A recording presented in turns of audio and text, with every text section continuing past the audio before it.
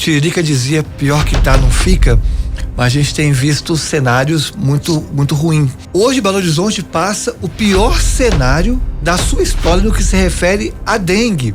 No primeiro dia de mandato, o que nós vamos fazer é protocolar um projeto de lei para que Belo Horizonte pague o maior salário para professores entre as capitais. Dá para dizer que a deputada Duda Salabert se viu traída ou enganada por Fuad Noman em algum momento? Não, nós sabemos de onde o Fuad veio. Quem que é seu principal adversário hoje, Duda? O atual prefeito Fuad Noman ou Bruno Engler, deputado estadual?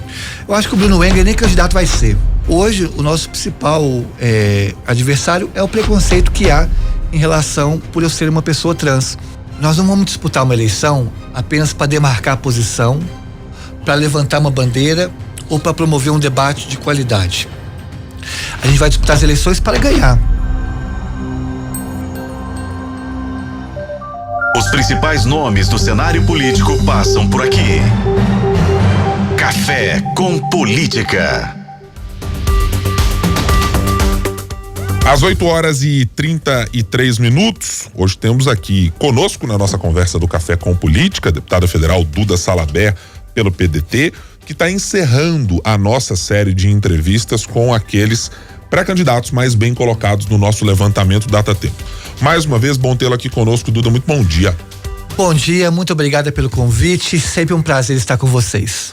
Duda, vamos começar aqui a nossa conversa tratando sobre o lançamento da sua pré-candidatura. Havia, por parte do mundo político, muita expectativa, e há ainda por parte da esquerda, para quem olha para o campo e diz, olha, mas tem muita candidatura colocada, vai todo mundo chegar nessa reta final até a disputa efetivamente. O que a sua candidatura trará especificamente como pauta de defesa para a cidade e vai até o final? Então, primeiro um prazer conversar com vocês. Olha, eu sou professora há mais de 20 anos, dei aula no melhor colégio do Brasil durante 15 anos em Belo Horizonte e tenho como pauta central a educação durante toda a minha trajetória política. Belo Horizonte, infelizmente, decaiu no índice do IDEB, que avalia a qualidade do ensino, dos ensinos municipais, e a educação de Belo Horizonte, infelizmente, está largada. Vou dar um exemplo concreto. O Fuad Noman, em 5 anos, ou melhor, em 2 anos, como prefeito, já trocou 5 vezes o secretário de educação.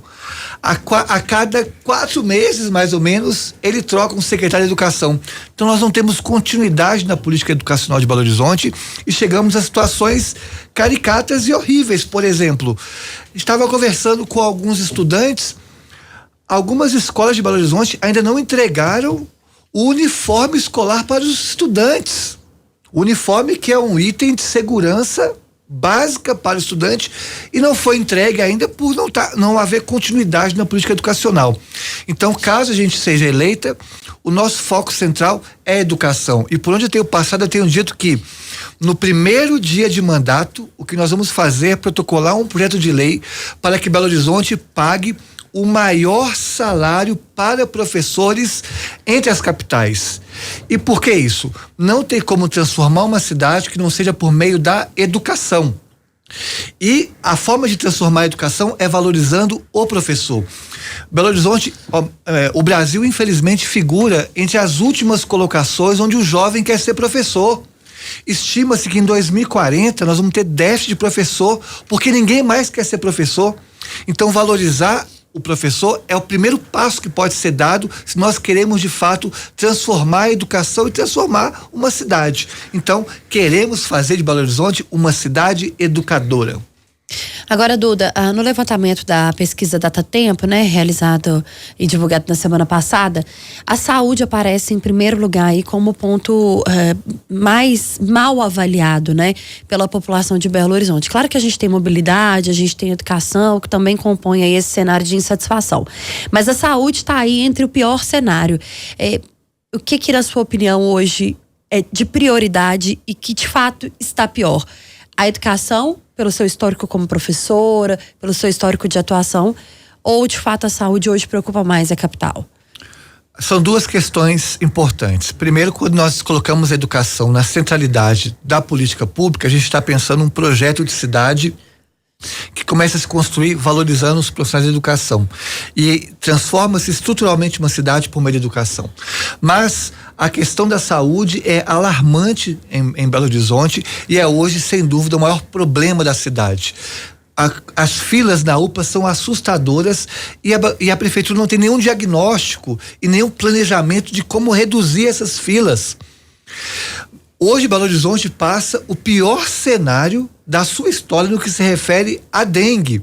E o prefeito, em nenhum dia, teve coragem de sair do seu gabinete, do ar-condicionado da prefeitura, para poder ir aos postos de saúde, conversar com os pacientes e com os gestores a fim de melhorar a situação. Então, primeiro, a prefeitura não tem um diagnóstico de por que as filas são tão grandes e nem o planejamento. Então, o primeiro passo que a gente quer fazer é um planejamento de como que a gente pode reduzir o tempo de espera nas UPAs e como melhorar a estrutura dessas UPAs. Duda, eu quero voltar aqui à minha primeira pergunta que eu fiz para novamente lhe questionar. A sua candidatura, porque o campo de esquerda reúne uma quantidade expressiva de candidatos, vai até o final? Vai até o final. Primeiro, há que se discutir que nós não vamos disputar uma eleição apenas para demarcar a posição, para levantar uma bandeira ou para promover um debate de qualidade. A gente vai disputar as eleições para ganhar. E até agora, todas as pesquisas que foram divulgadas, desde o ano passado até a última, mostra o nosso nome figurando em primeiro, ou melhor, em primeiro, segundo ou terceiro lugar. Nós temos viabilidade eleitoral, temos apoio do partido, força popular, estamos construindo um projeto, um programa que traduz os anseios populares. Então, só não disputaríamos essa eleição se as pesquisas apontassem que nós não tivéssemos chance alguma. Mas o cenário tem mostrado que nós estamos crescendo a cada eleição, a cada pesquisa, então não faz sentido não seguir esse anseio popular e disputar as eleições, até porque o nosso nome figura no campo de esquerda, no campo progressista, como o nome que tem mais viabilidade eleitoral até agora. Essa confusão ou essa indefinição da esquerda de ter um nome de fato para caminhar a prefeitura de Belo Horizonte pode atrapalhar de alguma forma, Duda? Essa eleição de Belo Horizonte, há vários nomes, não só no campo de esquerda, mas também no campo da direita. Então, ainda o cenário está muito aberto e nós do campo progressista temos dialogado a fim de construir uma unidade. Há um anseio popular por onde nós passamos, da cidade cobrando uma unificação desse campo para que tenha maior viabilidade eleitoral. Mas há dois pontos importantes. Primeiro ponto, não é unir por unir, temos que ter ver o programa. Não é uma aliança fisiológica que busca puramente vencer as eleições. Temos que pensar quais são os programas dos outros partidos. Então, os partidos estão construindo o programa. E segundo ponto, há uma pré-conversa entre os candidatos do campo progressista para que a gente tente unir já no primeiro turno em torno da candidatura que tem a maior fôlego eleitoral. E eu tenho dito isso. Nós do PDT temos essa posição. A gente quer disputar as eleições, quer apresentar um programa para a cidade e no campo progressista, a candidatura que tiver com maior chance, com maior fôlego, que seja cabeça de chapa. Nós pensamos assim, mas infelizmente nem todos os partidos do campo progressista assim pensam, porque alguns não querem disputar necessariamente a cidade, mas sim a hegemonia no campo, o que eu acho um erro. Nossa preocupação maior é trazer melhorias para a cidade e apresentar para a cidade uma política pública voltada para o campo popular. Então, quem estiver em primeiro e tiver maior fôlego, maior viabilidade eleitoral, que cabece a chapa e que os outros partidos venham a reboque. É essa a nossa posição. Então, entre dois eixos que há nessa disputa, para além de Duda Salabert, o primeiro deles da Federação PSOL Rede e o segundo da federação que engloba PT, PV, PCdoB e outros, qual deles está disputando a hegemonia ou está querendo fazer essa hegemonia mencionada por você, Duda?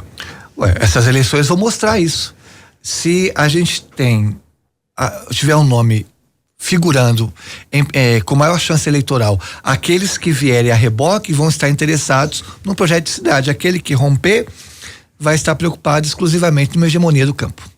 Duda, é uma possível construção Duda e Fuad? Nenhuma. Pelo menos no primeiro turno.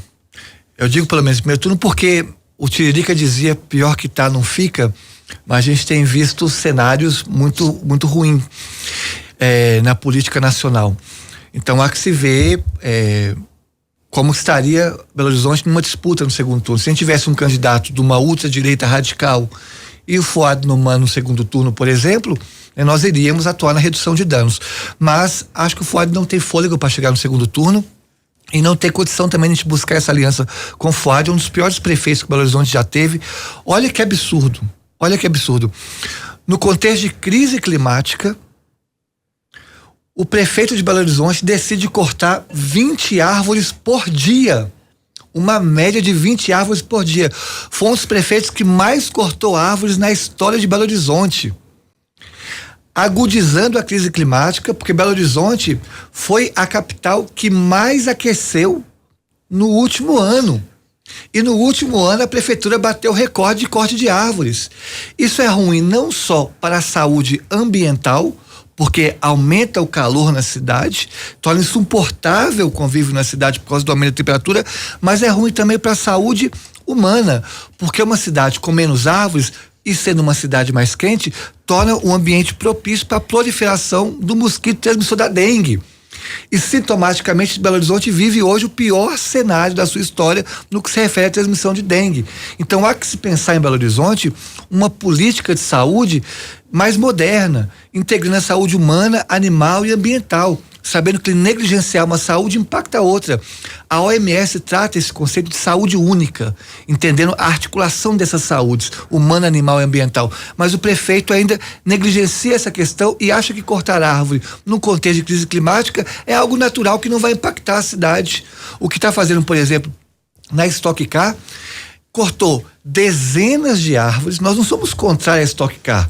Há vários outros espaços na capital que poderia receber a Stock Car. Mas o prefeito optou por cortar dezenas de árvores e, além de cortar dezenas de árvores, ainda coloca 20 milhões do orçamento público num evento privado que já tem seus patrocínios, que já iria acontecer independente do dinheiro público. Esses 20 milhões que ele poderia usar, por exemplo, para mitigar os problemas ligados à questão de saúde, que é emergencial em Belo Horizonte. A sua proximidade com a gestão Calil / Fuad foi maior durante um certo período. Hoje, dá para dizer que a deputada Duda Salabert se viu traída ou enganada por Fuad Numan em algum momento? Não, nós sabemos de onde o Fuad veio. O Fuad, ele sempre foi braço direito do Aécio Neves. Fuad Numan é um tucano, né? Ele tenta resolver esses problemas do neoliberalismo com mais liberalismo. Então, em momento algum, o Fuad nos enganou. Nós sabíamos de onde que ele veio, a história passado dele em relação a cortes na educação, a perseguição de professores, né? A política praticada por Aécio Neves. E, na verdade, a minha relação com Alexandre Calil, que eu era vereadora, e como vereador eu estava pensando melhor para a cidade. Então o Alexandre Calil na época cedeu um espaço muito grande para que a gente construísse políticas públicas estruturais para a cidade, como por exemplo a política de dignidade menstrual. Foi o nosso mandato que construiu junto à prefeitura a política que garantiu distribuição gratuita de absorvente em todas as escolas municipais de Belo Horizonte. É curioso que na época a oposição criticava essa política dizendo que ia ter um impacto econômico muito grande. E a nossa preocupação, sempre quanto gestor, eu fiz gestão pública na UENG, foi com a saúde fiscal do município e atrelar essa saúde fiscal a outras saúdes, como a saúde humana, por exemplo. Então, na política de dignidade menstrual, nós mostramos para o então prefeito Alexandre Calil que distribuir absorvente em todas as escolas municipais ia ter um impacto de 0,01% no orçamento em educação. A política foi aprovada 100%, então tínhamos um espaço grande no Alexandre Calil, que era um espaço para construir políticas propositivas para a cidade. Duda, há algum tempo a gente conversou com você aqui e depois conversamos com a Gleisi Hoffmann, né, do PT, exatamente sobre a busca que você tinha do apoio do Partido dos Trabalhadores. Essa busca, ela continua e na sua pré-candidatura, no lançamento, a gente tinha ali no palco ao seu lado a Rede e o PSOL, que apresentam nomes também de pré-candidatos. Essa busca desse apoio desses partidos é de fato uma tentativa de organizar a esquerda nessa disputa, BH? Sem dúvida. Tanto a pré-candidata à prefeitura Bela Gonçalves como a pré-candidata à prefeitura Ana Paula pela Rede, ambas têm colocado o diálogo à disposição para que nós pensemos para o campo progressista um programa único que traduz os anseios populares, mas também que nós construamos uma candidatura em torno daquela que tem a maior viabilidade eleitoral. Se for a Bela Gonçalves, se for a Ana Paula, se for Rogério Correia, se for Duda. Então a Federação Pessoal Reis tem essa preocupação grande. E com o PT especificamente, a gente tem feito o diálogo. O próprio Rogério Correia chegou foi ao lançamento da nossa pré-candidatura. Ele chegou no final porque tinha uma agenda no Barreiro, ele havia comentado, mas também tem colocado à disposição o diálogo. O importante é que nós estamos dialogando. E essas eleições de Belo Horizonte é uma eleição muito atípica, porque há muitos candidatos e que o cenário está completamente aberto. Então a gente acha que o diálogo é importante agora e vamos ver ali na frente quem tem mais chance para poder disputar. A posição do PDT é essa: quem tiver mais chance tem que encabeçar a chapa do campo progressista e os outros partidos virem a reboque. Quando se faz essa análise, deputada, eu entendo que ela parte do pressuposto de que a pesquisa eleitoral vai ser o definidor. Portanto, quem estiver se aproximando nos levantamentos lá próximo do momento de definição, deve ser aquele, na sua avaliação, a carrear as candidaturas. Com as outras legendas, esse mesmo critério já está colocado? Eu não posso responder por outras organizações partidárias e as respeito porque cada uma tem sua estratégia, sua tática, pensando em esfera nacional e municipal. Mas essa é a do PDT e nós acreditamos nas pesquisas porque a pesquisa é um método científico, né? Então é um método que melhor mensura o cenário. Então a gente tem essa posição de respeito às pesquisas que são divulgadas e que serão divulgadas. A pesquisa Datatempo revelou que a população de Belo Horizonte está mais à direita, ou se diz mais à direita do que à esquerda. Te preocupa de alguma forma esse ponto? Historicamente foi assim. Tradicionalmente o eleitorado de direita, não só em Belo Horizonte, mas em outras capitais, sempre teve um percentual maior. No entanto, Belo Horizonte, mesmo tendo esse cenário historicamente, conseguiu nas últimas eleições conseguir prefeitos minimamente progressistas ou do campo progressista. É a cidade de Patus Ananias, a cidade de Célio de Castro, né? O próprio ex-prefeito Alexandre Calil, apesar de ter uma postura mais do centro, ele não era um candidato reacionário de ultradireita. Então Belo Horizonte tem no seu DNA essa estrutura progressista que consegue, no contexto eleitoral, por meio de propostas estruturantes, trazer esse eleitorado para si. Em São Paulo, por exemplo, deputado, já tivemos a garantia do PDT de que estará apoiando o candidato Guilherme Boulos. E quando a gente olha para o calendário eleitoral, é um apoio bem antecipado em relação ao que muito provavelmente acontecerá em Belo Horizonte. Há outros acordos do PDT em nível nacional que podem ter impacto na sua candidatura especificamente na cidade? As eleições de São Paulo, elas já criou uma polarização que traduzem e são continuidade da polarização que teve em esfera nacional entre Lula e Jair Bolsonaro. Aqui em Belo Horizonte, pelo menos a posição do PDT é deixar de lado o debate ideológico e a gente fazer uma campanha propositiva discutindo questões importantes como saúde, educação, moradia para a cidade. Por exemplo, é um absurdo morar em Belo Horizonte, uma cidade em que nos últimos 8 anos aumentou 193% a população em situação de rua. E paradoxalmente a isso, nós temos 20 imóveis abandonados para cada pessoa em situação de rua. Nós poderíamos estar discutindo em Belo Horizonte, por exemplo, como transformar esses prédios abandonados e vazios em moradias populares, no chamado retrofit. O secretário nacional de moradia e habitação do governo Lula veio a Belo Horizonte, eu o recebi, o apresentei alguns espaços vazios, como também algumas ocupações que tem na cidade, e o prefeito não o recebeu. Então a gente poderia estar discutindo essas questões e infelizmente são alijados porque muitas das vezes o debate fica meramente na esfera ideológica.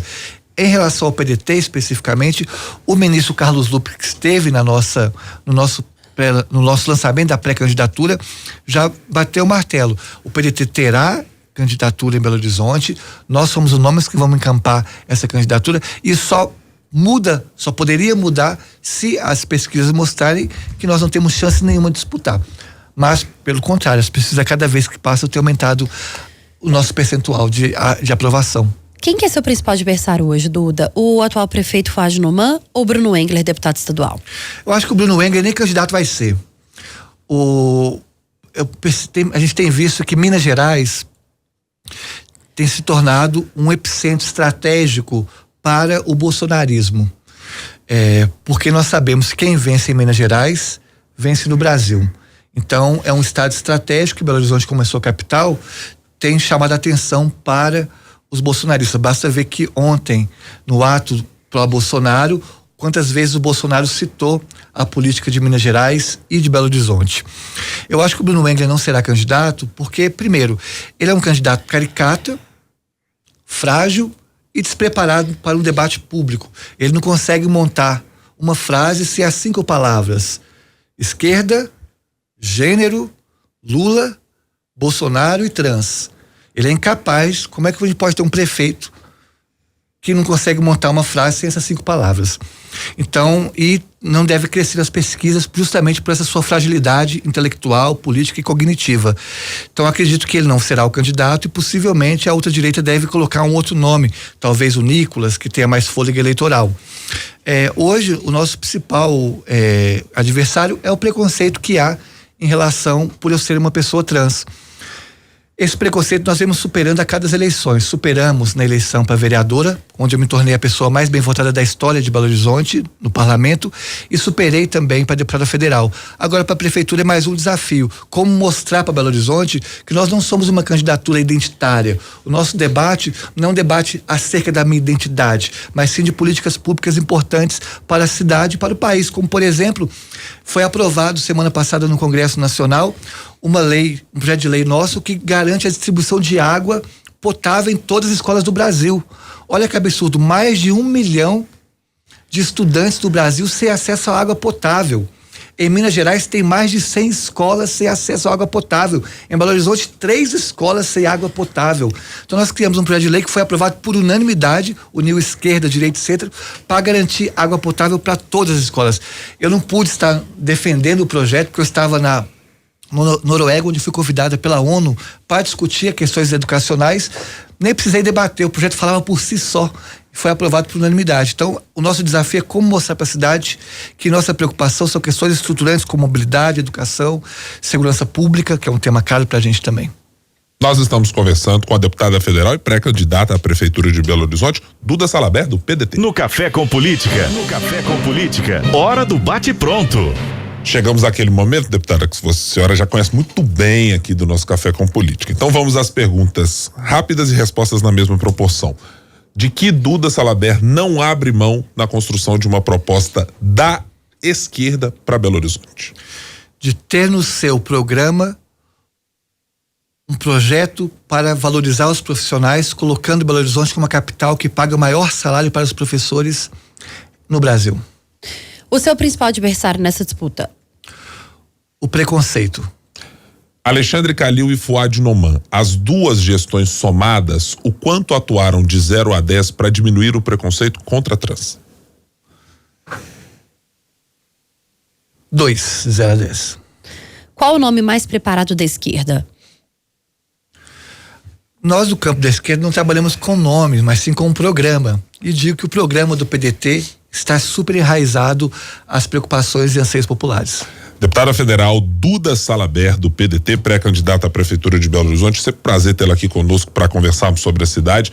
E como tem pré-campanha, tem candidatura e tem muito mais coisa, já a gente chama novamente também para conversar. Muito obrigado mais uma vez pela gentileza. Muito obrigada e parabéns pelo jornalismo de qualidade que vocês fazem. Obrigada, viu, Duda? Volte sempre, é sempre bom tê-la aqui com a gente.